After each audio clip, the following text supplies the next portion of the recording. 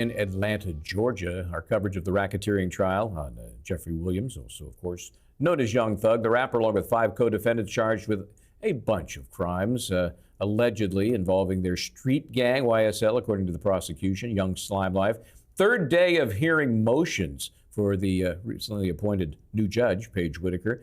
She took the case off the plate of accused Judge Earl Glanville, and right now the parties are discussing the police interview of Kenneth Lil Woody Copeland and how that might relate to the 2015 shooting of rapper Lil Wayne's tour bus. So let's continue to listen in. Here we go.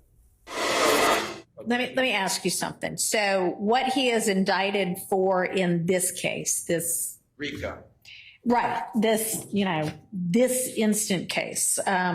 That's not what he pled guilty to before Judge Staley and then entered a Galford plea to later, is it? He did, because it's also an overt act. All right, he pled guilty to something that's alleged as an overt act as part of RICO. That's true. Okay. He being, I'm not. He Winfrey. Yes, that's exactly okay. right.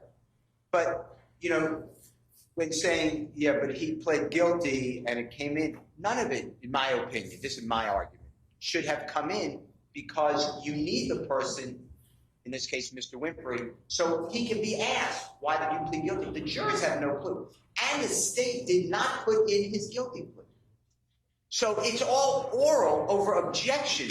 So I want you to understand this. When the state is telling you, and I went backwards, I guess, but the man already took responsibility, pled guilty, we proved all that. They really didn't prove it. They got hearsay evidence, which I objected to, and therefore it's an objection. Judge Glanville disagreed, but it shouldn't have come in.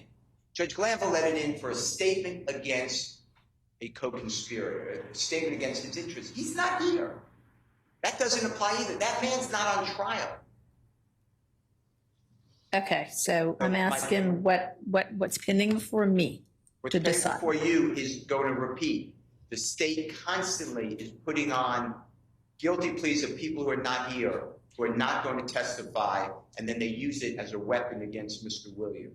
So that's one thing. And then the second thing that you really, why I stood up, I just want you to understand, it is not like this has been proven. The game and that they were shot at, it's just a theory. And I understand you're saying, yes, then they have to prove it and it's up to a jury. I agree with that. But I don't want you to just buy into oh, this is so important because it's already in evidence and the state needs to, okay. Evidence and prejudicial. All right, thank you.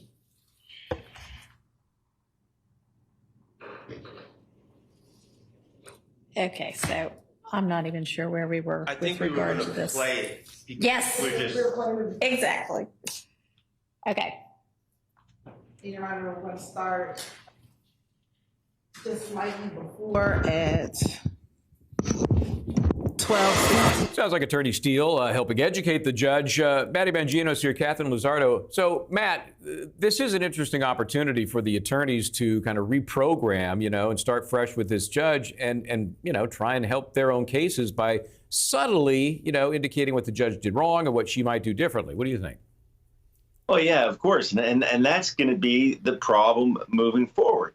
There have been issues that have been objected to. There's been rulings by the court by a prior judge. Now you have a new judge. And here, I think this really exemplifies, the problems you're going to have in the future.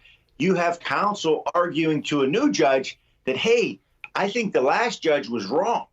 And so, maybe you should do this differently. And that's going to be... It's dangerous. You don't know. It could come back to bite you. Okay, I gotta thank and excuse Matty Mangino, buddy. Always a pleasure to see you. Katherine Lizardo is sticking around. I'll stick around, too. We'll be right back after this. Stay where you are.